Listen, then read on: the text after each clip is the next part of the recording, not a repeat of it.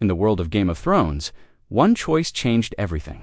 But what if that choice was never made? What if Robb Stark never married Talisa Maegor? What if he kept his promise? The wind was cold the night Robb stood outside his tent, staring at the dark fields of the Riverlands. War had aged him. He was still young, but his eyes were no longer a boy's. They were a king's eyes now. Heavy, tired, careful. Inside the tent, his lords were drinking, laughing, speaking of victories. They called him the King in the North. They trusted him. They believed in him. And most importantly, they followed him because they believed he was honorable like his father. Honor. That word echoed in his mind every night. In this version of fate, when Talisa came into his life, when she stitched the wounds of his soldiers and looked at him not as a king, but as a man, Robb felt the pull. He felt the warmth. He felt the comfort he had been starving for since his father's death. But this time, he did not give in. He remembered his promise to House Frey. It wasn't a romantic promise. It wasn't beautiful. It was politics. It was strategy. It was survival. Lord Walder Frey had opened the twins for his army. Without that bridge, without that alliance, his war would have ended before it even began. Breaking that oath would not just insult a man. It would insult a house known for its pride and pettiness. And in war, even petty men can be deadly. Talisa stood before him one evening, her eyes soft but searching. "You look at me like you want something you cannot have," she said quietly. Robb swallowed hard. A king does not always get what he wants. "And what do you want?" she asked. He stepped closer, but stopped himself. "Peace, victory, my sister's safe. My mother smiling again." He paused. "And you?" The word hung between them like forbidden fruit. In another life, he would have chosen her. In another story, he would have married her in secret, believing love was worth the risk. But here, Robb turned away. "I gave my word," he said. "If I break it, what kind of king am I?"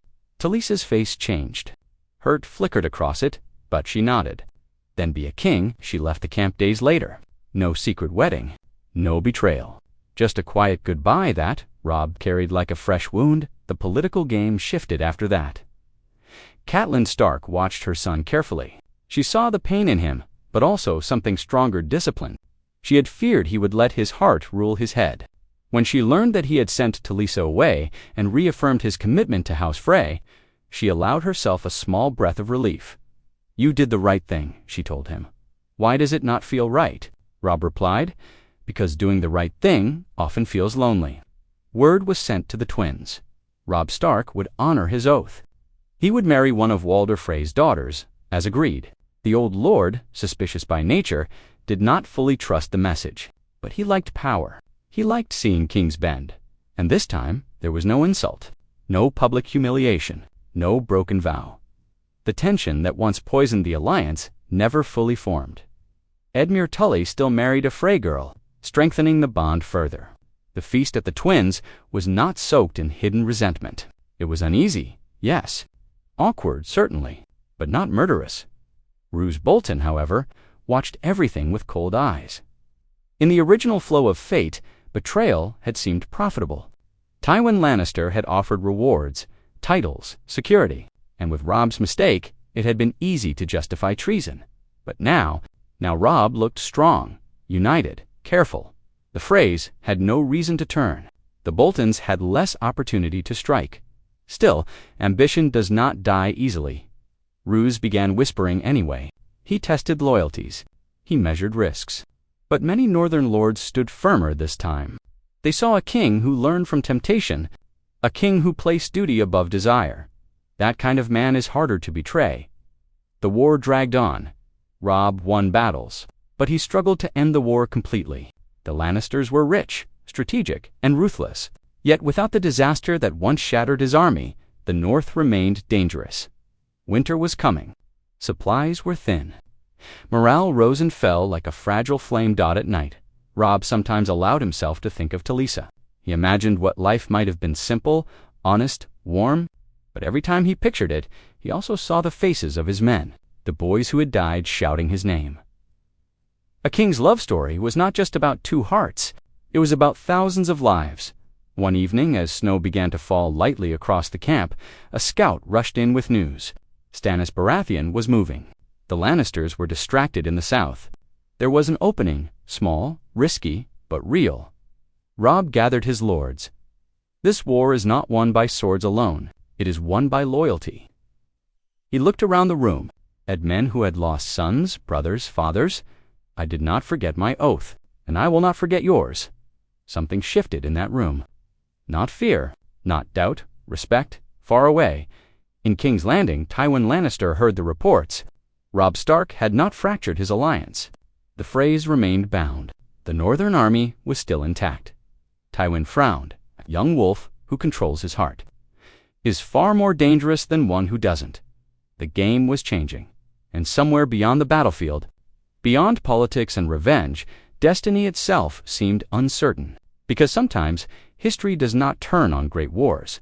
Sometimes it turns on whether a young king chooses love or duty, and Robb Stark had chosen duty. But duty always demands payment. The real question was not whether he avoided one tragedy, it was whether he had only delayed a greater one. The snow came. Early that year, it started as a thin white dust over the camps, soft and almost gentle. But within days, the riverlands began to freeze. The soldiers of the north were used to cold, but this wasn't home. Supplies were stretched thin.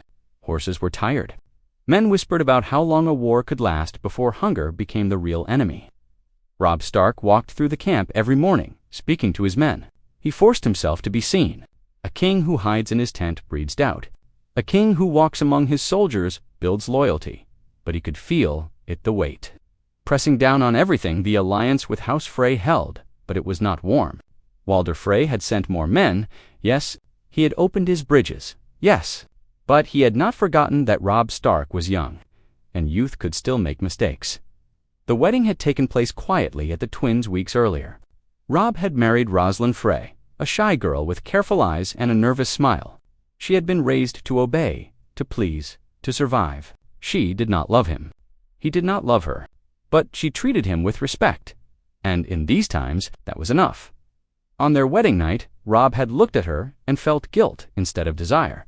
Not for betraying. Talisa had already buried that ache deep inside. But because this girl had been traded like grain in a market, I will treat you kindly, he had promised her. That is more than most wives receive. There was intelligence in her, quiet intelligence. She listened more than she spoke. And Robb began to understand something important. Rosalind might become more than a political shield. She might become an ally inside a dangerous house, because House Frey was still dangerous, even when loyal. The Freys were proud, thin-skinned, and greedy for recognition. If they ever felt slighted again, their loyalty could rot from the inside. Catelyn Stark noticed it too. One evening, inside the Great Hall at Riverrun, she spoke plainly to her son. "You avoided one disaster," she said, "but don't mistake survival for victory." Robb leaned back in his chair. He looked older than his years now. "I know Ramsay Bolton is watching you." That name hung heavy in the air. Ramsay Bolton had been quieter lately. Too quiet. He had sent his bastard, Ramsay Snow, to deal with matters in the north. Reports were disturbing. Cruel punishments. Burned villages. Small houses bending the knee out of fear rather than loyalty. Fear was not the Stark way, but war changed what men allowed. "I need him," Robb said finally. "The Boltons hold strong forces. If I accuse him without proof, I divide the north." Catelyn's eyes were sharp. "And if you wait too long," Robb did not answer. Far south. In King's Landing, Tywin Lannister studied maps with careful patience. He had expected Robb Stark to break under his own arrogance. Young kings often did. But this wolf had surprised him. No insult to the Freys, no fractured alliance, no easy betrayal to exploit. Tywin adjusted his strategy. "If the North will not tear itself apart," he said calmly to his council, "then we will help it." Ravens began flying north. Quiet promises, titles, lands, protection, whispers to the Boltons. Subtle reminders to Walder Frey that the Lannisters were generous to those who proved flexible. The war was no longer just fought with swords. It was fought with doubt. Meanwhile, Robb prepared for a bold move. Intelligence had reached him that the Lannister forces were stretched thin near the Westerlands. If he struck hard and fast, he could cripple their supply lines permanently. It was risky, very risky, but playing safe meant a slow death by winter on the night before they marched. Robb stood alone again outside his tent. The snow reflected the torchlight, making the world glow faintly gold. For a moment, it looked peaceful, almost beautiful. Rosalind approached quietly, wrapping a cloak around herself. "You should rest," she said softly. "So should you," he replied. She hesitated before speaking again. "My father is loyal. For now," Robb looked at her carefully. "For now, he respects strength. He fears humiliation more than death." She swallowed. "Do not ever make him feel small." There it was. The truth. Robb nodded slowly. "And what do you feel?" Rosalind met his eyes. "I feel that you are trying to be a good man in a world that punishes good men." Her words stayed with him long after she left. The next weeks were brutal. Robb's army moved quickly, striking supply caravans, ambushing smaller Lannister forces, burning storehouses. The young wolf still had his teeth. His victories began stacking again, and rumors spread that the king in the north could not be defeated in open battle. Morale rose, but victory brought attention. Tywin Lannister could not ignore him anymore. Instead of facing Robb directly, Tywin shifted resources northward. Gold flowed. Spies increased. Messages to Bolton became more tempting. Ramsay Bolton began to calculate. If Robb wins, I remain a powerful bannerman. If Robb loses, I become a dead one. But if Robb falls because of me, I become Warden of the North. Ambition is a slow poison, and Roose drank it carefully. Back in camp, Robb received troubling news. Ramsay Snow had taken Winterfell in his name, but ruled it like a monster. Northern houses were uneasy. Fear spread. The Stark name had always stood for justice. Now it was being twisted under Bolton cruelty. Robb felt anger rising inside him, real anger, the kind he usually controlled. He called a private council. "If Ramsay continues," Robb said, voice cold, "the North will begin to hate us."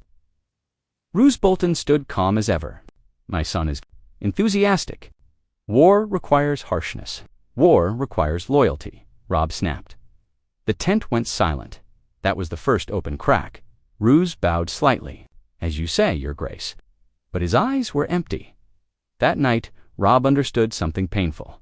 Avoiding the Red Wedding had not ended danger. It had simply moved it. The wolves were still surrounded by lions, and now, perhaps by flayed men too, winter was tightening its grip. The war was far from over, and loyalty, true loyalty, was becoming harder too. Measure, Robb Stark had chosen duty over love, but duty was leading him deeper into a storm, where even honor might not save him. The cold grew crueler with each passing day. Snow no longer fell.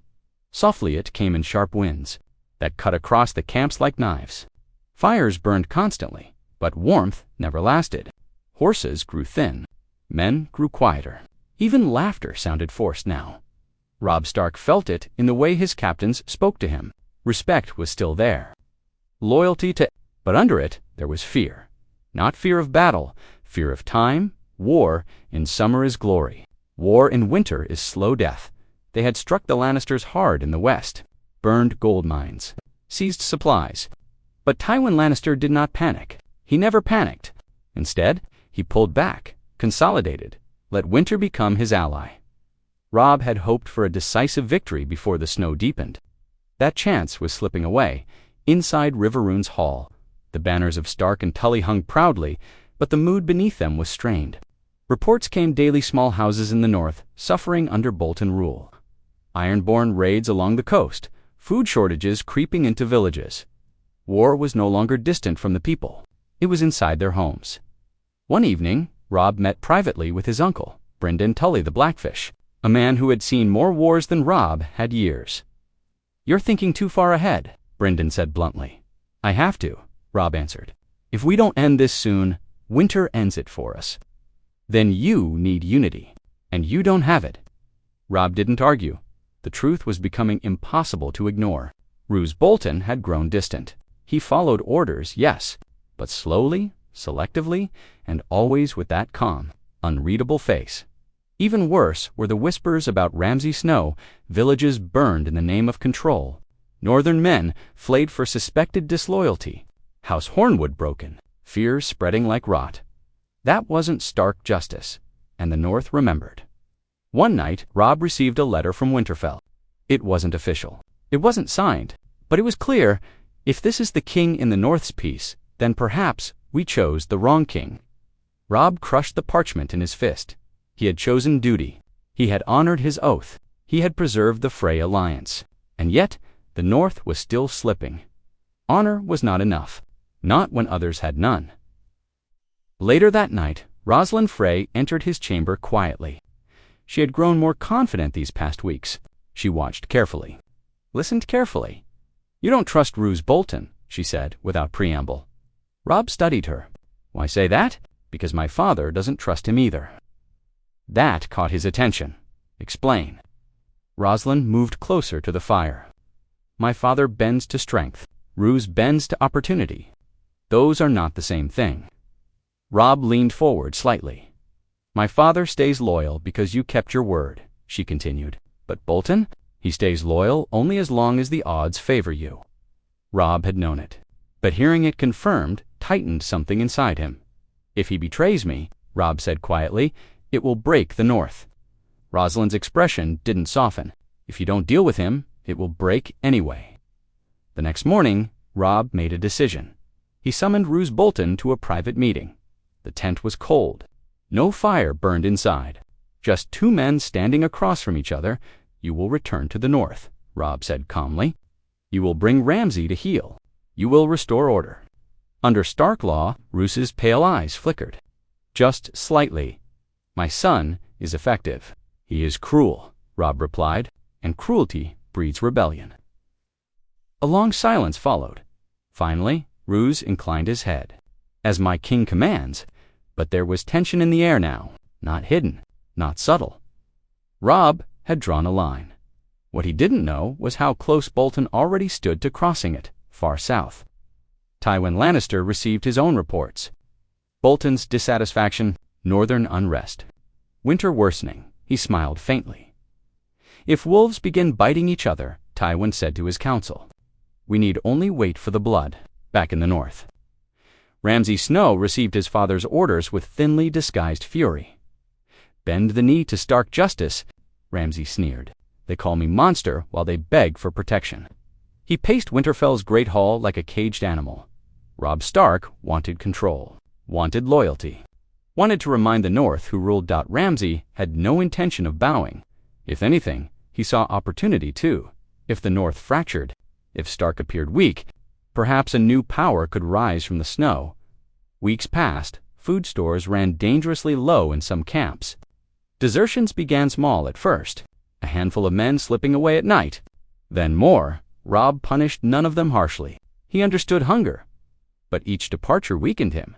And then came the message that shattered what little peace remained. A Stark banner, burned outside a northern holdfast, burned. By Bolton men, the insult was clear. This was no accident. This was a test. Robb felt something shift inside him, not anger, not grief-resolve. He gathered his most loyal commanders that night. "If Bolton seeks to test me," Robb said steadily, "he will learn what it means to defy his king." Some looked uneasy. Civil conflict in winter was madness. But doing nothing was suicide. Catelyn watched her son closely during this council.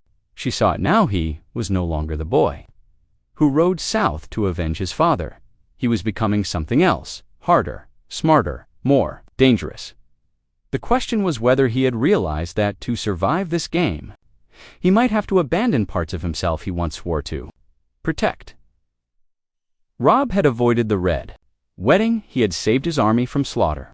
Now he faced a different nightmare, not betrayal in a single hall, but slow rebellion, creeping through snow and silence. Winter did not kill quickly. It froze you piece by piece, and in the North, something was freezing. The snow did not stop. It buried roads, covered bodies, erased tracks, and made every decision feel heavier than the last. Robb Stark stood at the edge of his camp at dawn, watching men struggle to move wagons through thick ice. The North had always been strong in winter, but this was not the deep heart of their homeland. This was contested land, stretched thin by war, politics, and pride. Every passing day without a clear victory felt like losing without a battle.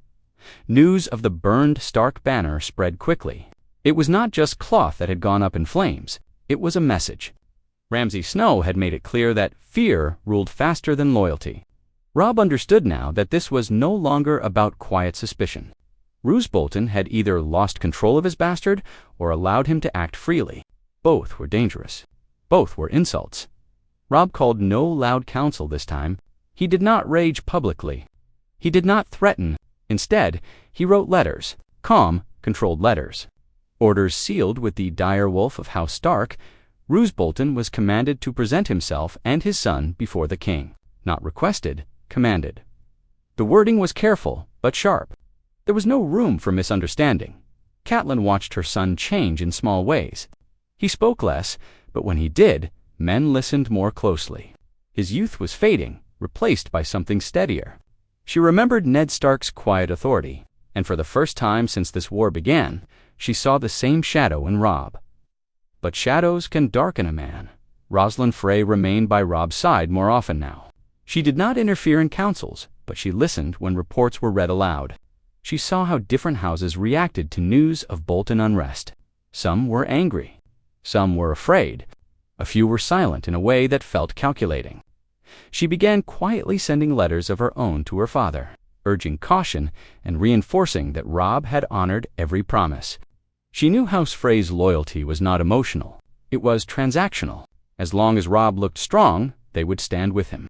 If he looked weak, they would drift like ice in a river. The reply from Roose Bolton came 10 days later. It was respectful in tone, but hollow underneath. Ramsay, it said, acted aggressively to secure order in troubled lands. The burned banner was described as an unfortunate misunderstanding. Roose assured his king that discipline would be enforced. Robb read the letter twice. Then he handed it to the Blackfish without a word. Brynden Tully snorted quietly. "He thinks you're still a boy." Robb's jaw tightened. "He thinks I won't risk dividing the North. And will you?" Brynden asked. That question lingered longer than either man expected. Dividing the North in winter could destroy them all. But allowing Bolton to act without consequence would slowly poison everything House Stark stood for. Men did not march and die for a banner that meant nothing. Robb made his decision 3 nights later. He would march north. Not with his entire host. That would leave the Riverlands exposed. Instead, he would take a hardened core of loyal northern houses and ride hard for Winterfell. The move was dangerous and bold, but it carried a message. The king in the north ruled the north first. When word spread through camp, reactions were mixed. Some cheered. Others whispered about overextension, but no one questioned his courage. Before he left, Robb spent a quiet moment alone with Rosalind. The fire between them flickered softly, casting long shadows. "If I don't return quickly," he said, "you will remain under protection." She looked at him carefully. "You think this will come to blood? It may have to." Rosalind stepped closer. "Then don't half-win. If you strike, strike so no one doubts you again." Her words surprised him. They were not soft. They were not frightened. They were practical. "You would make a strong queen," he said quietly. "I would prefer a living husband," she replied. The march north was brutal. Snow-blinded scouts. Supply lines stretched thin. But the men who rode with Robb were fiercely loyal.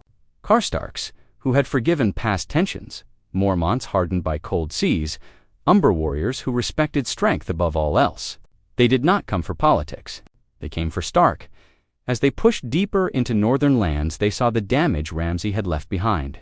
Villages subdued by terror, small lords who bowed quickly but avoided eye contact. Fear hung heavier than the winter air.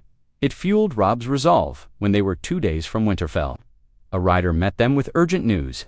Ramsay had fortified the castle. He was not preparing to welcome his king. He was preparing to resist him. That was the moment everything changed. Roose Bolton had not arrived to control his son. He had not enforced discipline. He had allowed defiance. It was open rebellion now. Robb gathered his commanders beneath a gray sky thick with snow clouds. He spoke calmly, without drama. "Winterfell is not just stone," he said. "It is memory. It is family. It is the heart of the North. If we allow it to become a den of fear, then we deserve to lose this war." There were no grand cheers, just steady nods. The siege of Winterfell began at dusk. Inside the walls, Ramsay Snow smiled as he watched Stark banners gather in the distance. He had always thrived in chaos, and if his father would not seize destiny, perhaps he would.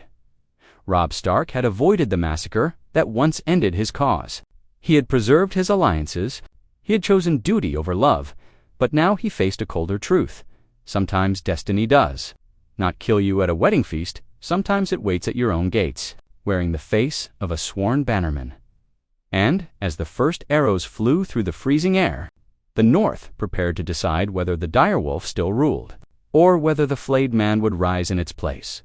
The first night of the siege was quiet in a way that felt wrong. No wild charge, no reckless attack. Robb Stark refused to waste northern lives, storming Winterfell in blind anger. He knew the castle better than Ramsay ever could. He had run through its courtyards as a boy, climbed its towers, memorized its walls. Winterfell was strong, but it was not built to withstand a long siege in deep winter without careful preparation. And Ramsay, for all his cruelty, was impatient. The Stark forces encircled the castle carefully, cutting off supply paths and watching for hidden movements. Fires burned outside the walls, their smoke rising into the white sky. Inside, Bolton men shouted insults down at them, trying to provoke an attack. Robb ignored it. A true trap does not announce itself loudly. It waits for you to step into it. Days passed. Snow piled higher. Food inside the castle began to thin. Scouts reported unrest among Bolton soldiers. Many of them were northern men first, and Bolton men second. They had followed Roose out of duty or fear. But now they were staring at the banners of Stark surrounding the home of the North. It stirred something in them. Robb used that dot under cover of night. He sent messages over the walls. Promises of pardon, promises of mercy. A reminder of what House Stark had always stood for. Justice, protection. Loyalty, returned with loyalty. He did not threaten flaying or torture. He offered forgiveness. Inside Winterfell, tension began to crack. Ramsay Snow responded the only way he knew how. He punished suspected traitors brutally and publicly. Screams echoed over the walls one bitter morning, carried clearly to the Stark camp. Some of Robb's younger soldiers flinched at the sound. Robb did not, but his hands tightened into fists beneath his cloak. Cruelty was Ramsay's strength, but it was also his weakness. Fear controls quickly. It does not last. By the 5th day, the first gate betrayal happened. A small postern door on the eastern wall was opened from within during a blizzard. Stark men slipped inside quietly and secured a tower before the alarm fully spread. Fighting broke out in narrow corridors and icy courtyards. Steel clashed in the home Robb had once known as safe. It was not a grand battle. It was brutal and close, brother against brother in some cases. Northern blood-soaking northern snow, Robb entered through the broken gate once it was secured. His boots touched the courtyard stones of Winterfell again, but there was no warmth in the return. The heart tree stood silent, its red leaves dusted with white. It felt like the old gods were watching. Ramsay did not flee. That surprised many instead. He retreated to the great hall with his most loyal men, turning the Stark home into his final stand. When Robb entered the hall, sword drawn, he saw Ramsay waiting near the high seat. "You came home," Ramsay said with a crooked smile. "I wondered if you would." "You were ordered to stand down," Robb replied evenly. "I don't kneel to boys." The fight that followed was chaotic but short. Ramsay's men were outnumbered, their morale shattered by the breach. One by one, they fell. Ramsay himself fought viciously, not with honor, but with desperation. He was quick and savage, aiming to wound, to maim. Robb met him blade for blade. This was not just rebellion. This was rot inside his house. And it had to end when Ramsay finally fell to his knees, wounded and breathing hard. The hall went silent. Snow drifted in through shattered windows. The sound of wind replaced the sound of steel. "You could rule through fear," Ramsay spat, blood on his lips. "It works." "Not in my house," Robb answered. There was no long speech, no dramatic pause. Justice in the North was simple. Ramsay Snow was executed in the courtyard of Winterfell before the gathered northern houses. Not flayed, not tortured. A clean, swift death by the king in the North's own hand. It was not vengeance. It was a message. When Ramsay Bolton arrived days later under Stark's summons, he found his bastard son buried and his rebellion ended. His expression barely changed, but something colder than winter settled in his pale eyes.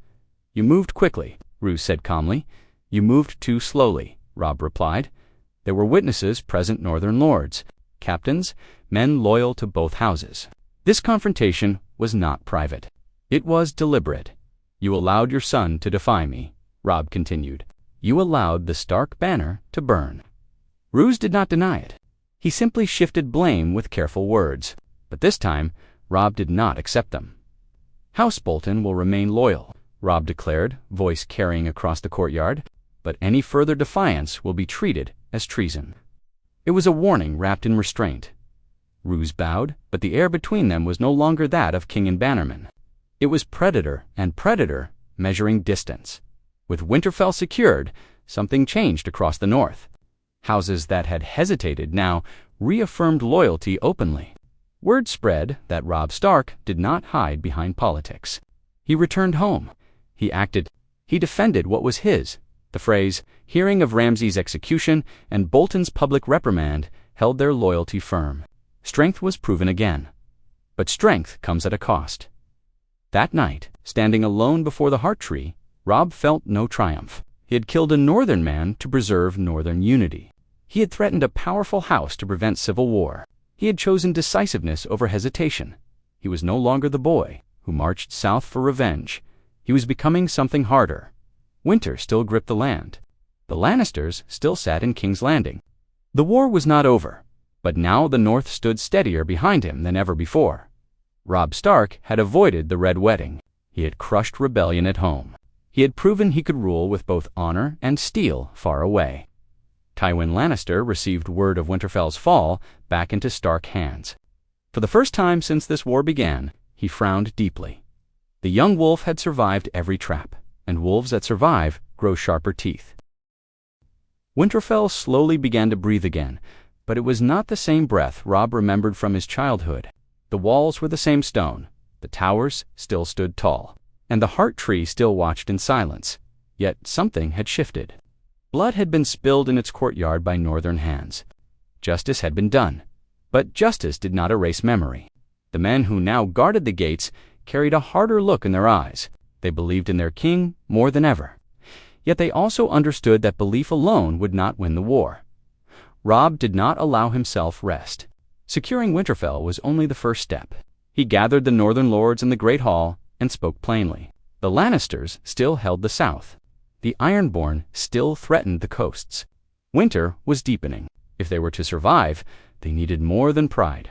They needed strategy. Many expected him to march south immediately and continue the fight with renewed strength. Instead, Robb surprised them. He spoke of consolidation, of fortifying the north fully before committing to another large southern campaign. Some lords grumbled quietly. They feared losing momentum.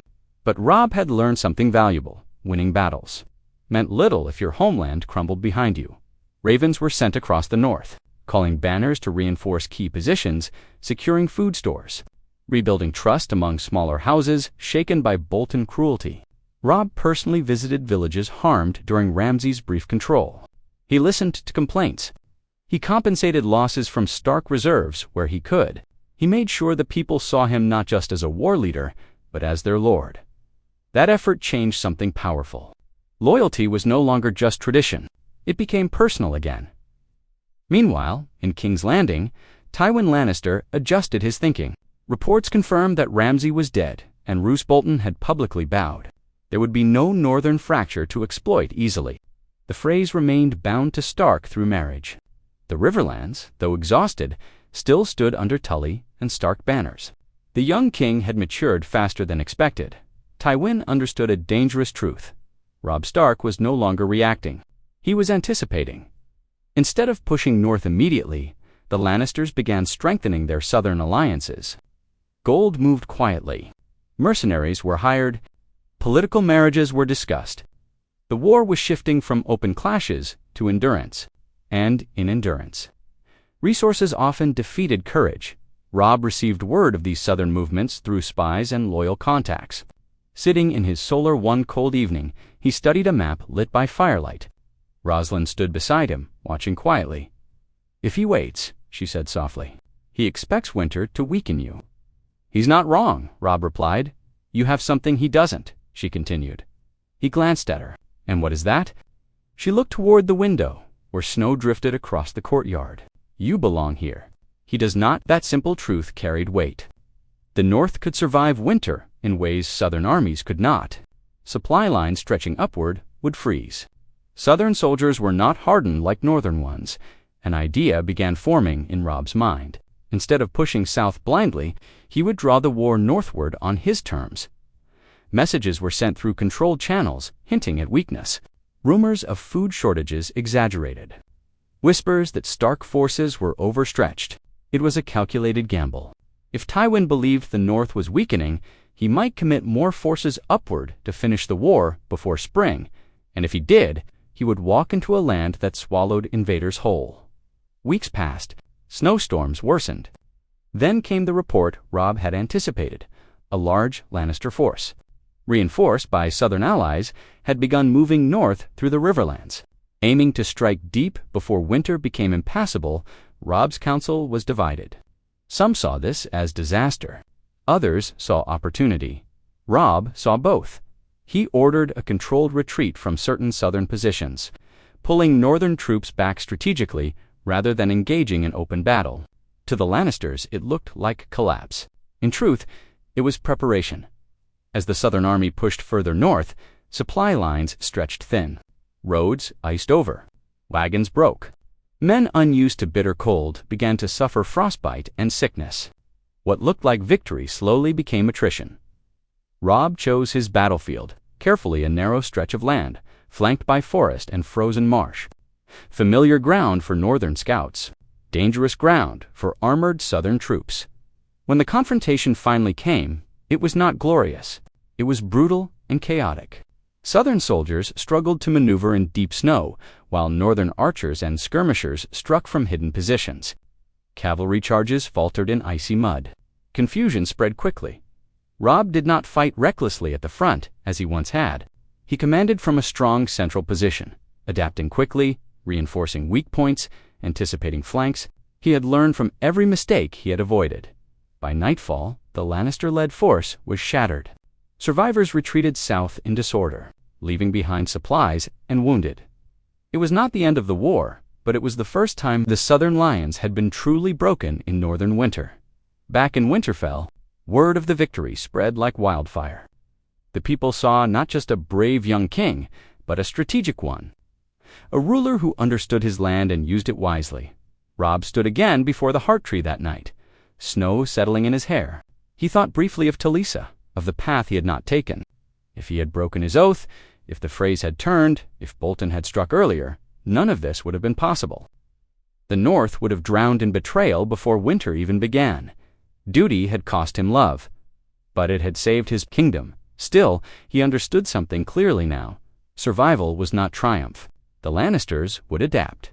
Tywin would respond. The game was far from finished. Yet, for the first time since his father's death, Robb Stark did not feel like he was chasing fate. He felt like he was shaping it. The victory in the snow did not bring celebration, the way Robb once imagined victories would. There were no loud songs echoing through Winterfell's halls, no drunken boasts of southern defeat. Instead, there was relief. Deep, quiet relief. The North had proven something important, not just to the Lannisters, but to itself. It could endure, it could bleed, and still stand. But Robb understood that Tywin Lannister was not a man who accepted humiliation without response.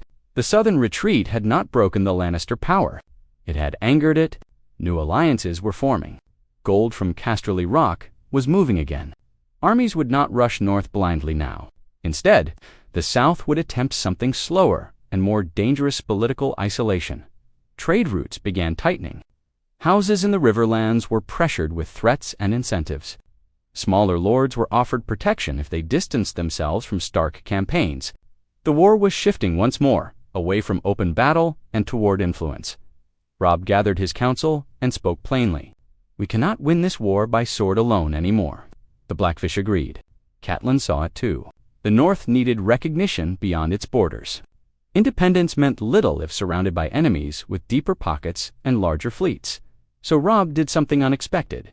He sent envoys not to beg, but to negotiate. Messages went to Dorne, where resentment toward the Lannisters still simmered. Quiet feelers were extended toward factions within the Reach who were not fully loyal to King's Landing. Even across the Narrow Sea, inquiries were made about sellsword companies willing to contract under Northern coin rather than Lannister gold. It was a bold shift. The boy who once relied on battlefield victories was now playing the wider game. At the same time, Robb strengthened the North internally. He reorganized command structures, ensuring no single house held too much unchecked power. Bolton influence was reduced quietly but firmly. Roose remained outwardly loyal, but he was watched closely. Rosalind became more than a silent presence. She began hosting small gatherings among northern ladies and minor houses, smoothing tensions, building quiet loyalty through conversation. Over time, her Frey name began to lose its suspicion in Winterfell. She was not loud. She did not seek praise, but she proved steady. And steadiness in winter was priceless. Months passed. The snow deepened, then slowly began to thin as the harshest edge of winter eased. The southern armies did not attempt another full invasion. Instead, smaller raids and political pressure continued. It was a war of patience now. Then came unexpected news. Tywin Lannister had fallen ill. The information was uncertain at first, whispered through merchants and traveling settlers, but soon enough, it was confirmed. The great Lion of the West was no longer directing every move from King's Landing.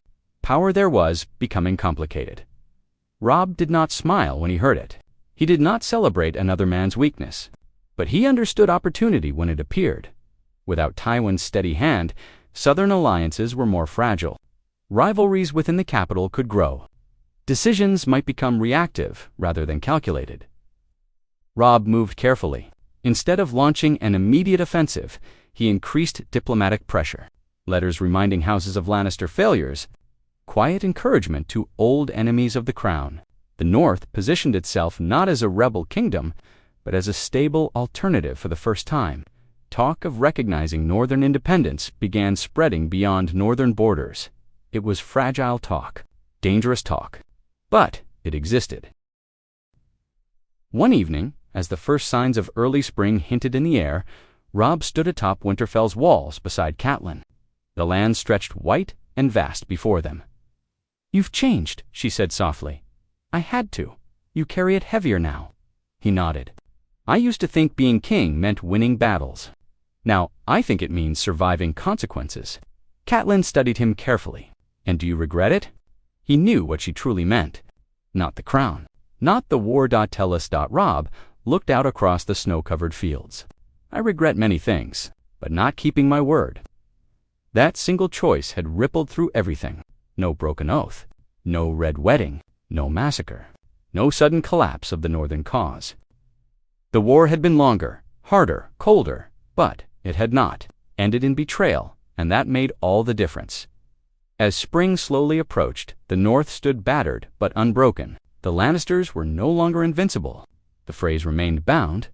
The Boltons subdued. Winterfell secure. Robb Stark was no longer a boy king chasing vengeance. He was a ruler forged by restraint. The war was not fully over. The realm was still divided. But the question that once haunted the North had been answered. What if Robb Stark never married Talisa? Then the North would not have drowned in blood at a wedding feast. It would have endured winter instead. And sometimes, survival is the greatest victory of all. Spring did not arrive with warmth. It arrived with mud, with the slow dripping of melting snow from Winterfell's towers, with fields that looked wounded rather than reborn. The North had survived the worst of winter, but survival had left scars. Villages needed rebuilding. Storehouses were nearly empty. Families counted the names of those who would never return. Robb Stark stood before his assembled lords in the great hall once more, not as a young king seeking approval, but as a ruler who had carried his people through fire and ice. The war with the Lannisters had not ended in one glorious surrender. Instead, it had worn both sides thin. The South had its own unrest now. Without Tywin's iron control, rivalries in King's Landing grew sharper. Alliances shifted like sand. Robb understood something clearly he did not need to. conquered the Iron Throne to win. He needed the South to accept that the North was no longer theirs too. Command negotiations began quietly at first. Envoys traveled under guarded banners. The message was simple and firm. The North would govern itself. It would not march on King's Landing. It would not bend the knee. In return, it would cease large-scale military campaigns beyond its borders. Some in the South rejected it outright. Others, exhausted by endless war, listened carefully. The Riverlands, long a battlefield for every Southern ambition, leaned toward peace. Trade had suffered, crops had failed. Endless war benefited only the powerful. Months of tense exchanges followed. At any moment, a single insult could have reignited everything. But Robb did not provoke. He did not boast of victories in the snow. He spoke of stability, of defined borders, of mutual survival. At last, a fragile agreement was reached. It was not celebrated with trumpets. It was not carved into legend as a grand treaty. But it was real. The Iron Throne would cease its attempts to reclaim the North by force, focusing instead on consolidating its southern rule. In return, the North would not seek expansion beyond its lands. The Seven Kingdoms would no longer be seven in truth. The North stood apart. When the final raven confirming the accord arrived at Winterfell, there was no wild cheering. There was something quieter release. Men who had marched for years lowered their swords, knowing they would not need to lift them again tomorrow. Robb walked alone to the Godswood. After the news spread, the heart tree stood unchanged, its red leaves whispering softly in the wind. He thought about everything that had led here. His father's execution, the march south, the victories, the hunger, the near fractures, Ramsay's rebellion, the snow-covered battlefield, where southern steel froze in northern ground, and he thought about a choice made long ago. He could still picture Talisa's face the night he turned away from her, the pain in her eyes, the loneliness in his chest afterward. For a long time he had wondered if that sacrifice had been worth it. Now he knew if he had broken his oath, the phrase would have turned. The Boltons would have struck earlier. The North would have collapsed in one terrible night of betrayal. His bannermen slaughtered, his mother dead at a feast. The direwolf banner trampled beneath treachery. Instead, the North had endured. It had not been easy. It had not been glorious. But it had been theirs. Footsteps approached softly behind him. Rosalind stopped a few paces away, giving him space. "It's done," she said quietly. "For now," he replied. She stepped beside him, looking at the carved face in the tree. "You chose your people. I chose my duty. And they're still here because of it." Robb looked at her then, truly looked at her. She had stood beside him through suspicion, through siege, through long winters and political storms. What began as a cold alliance had grown into something steady, not the burning passion he once imagined love to be, but something deeper, trust built slowly, brick by brick. "I could not have done this alone," he said. She gave a small, knowing smile. No king ever does.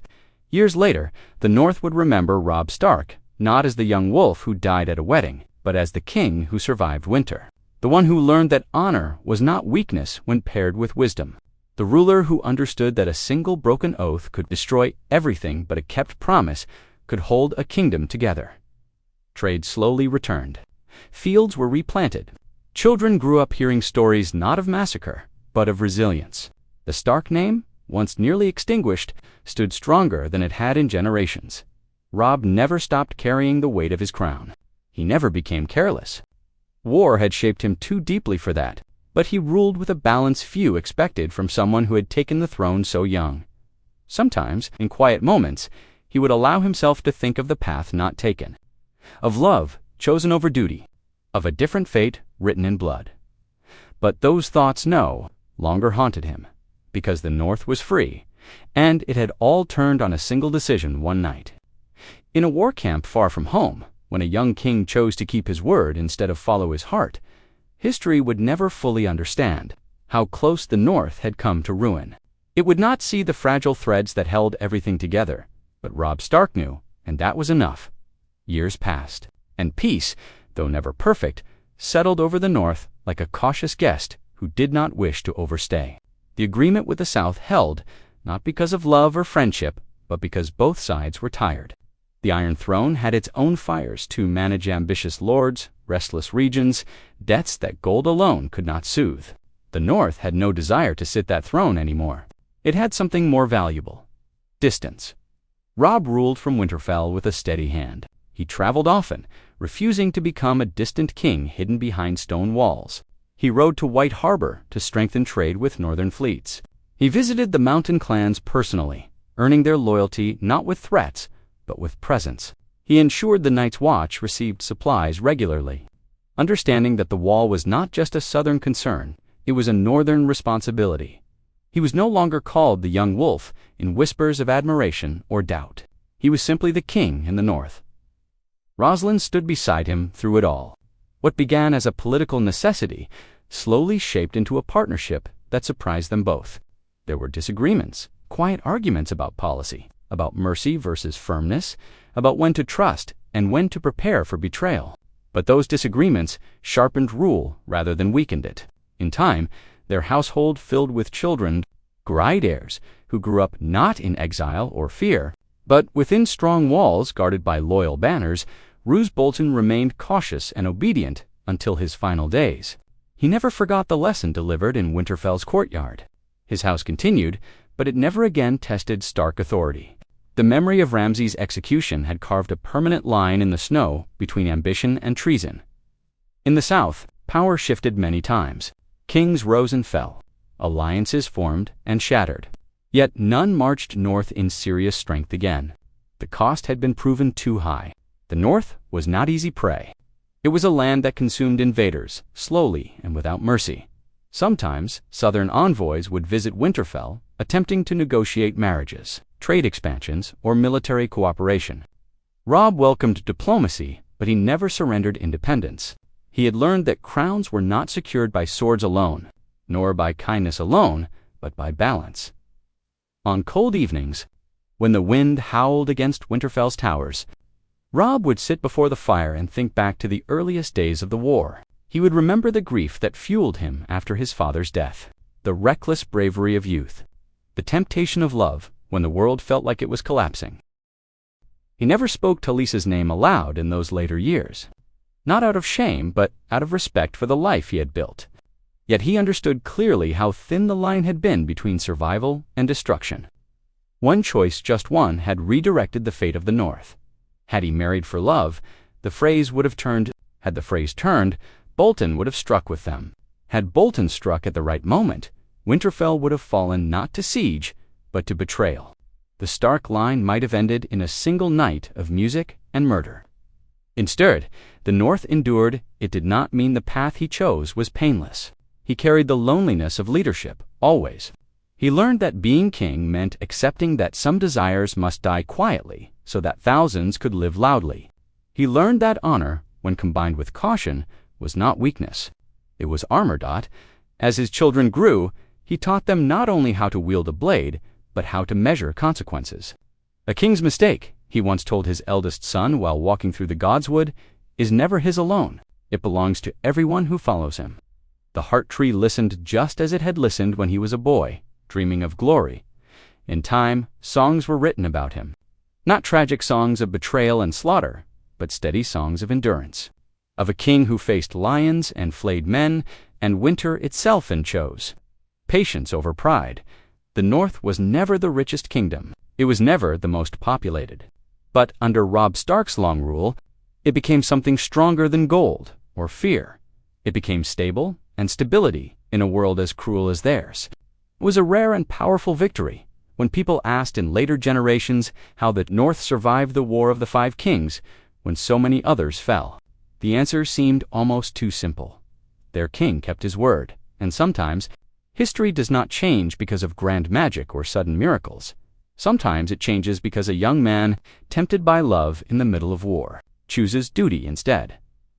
That choice echoed across decades, and the direwolf banner continued to fly over winter, not stained by wedding blood, but lifted by winter wind, unbroken, in his later years. Robb Stark moved more slowly through the halls of Winterfell, but his presence still carried quiet strength. The scars of war had faded from the land, replaced by rebuilt villages, steady trade, and children who knew peace more than battle. The North was not perfect, but it was whole. That was enough. He often stood beneath the heart tree, remembering the boy he once was, the son who rode south for revenge, the young king tempted by love, the man forced to choose between his heart and his oath. He had lost many things along the way. Friends, innocence, simplicity. But he had not lost his people. Rosalind remained at his side, not as a political obligation, but as the woman who helped him hold a kingdom together. Their children grew into leaders shaped not by massacre, but by caution and strength. The Stark name did not become a tragic memory whispered in sorrow. It became a symbol of endurance. When Robb finally passed, it was not in betrayal, not in blood, not beneath mocking music in a stranger's hall. He died in his own bed, in his own castle, with his family near him and the direwolf banner still flying high above. Winterfell. The North mourned him not as the young wolf who fell too soon, but as the king who survived winter, and history remembered the simple truth that changed everything. He kept his word.